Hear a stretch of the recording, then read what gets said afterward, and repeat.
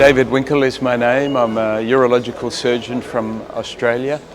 I'm a past president of the Urological Association of Asia, and I'm representing the Urological Association to the Society lecture here today.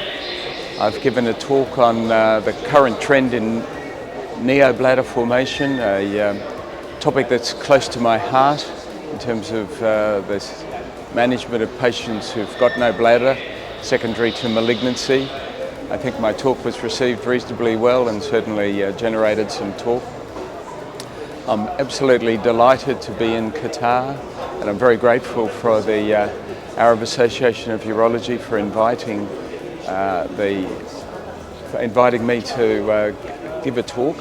I've loved the hospitality. I've thoroughly enjoyed the environment, and I congratulate the organisers of this meeting for organising such a great scientific and social meeting. Thank you very much.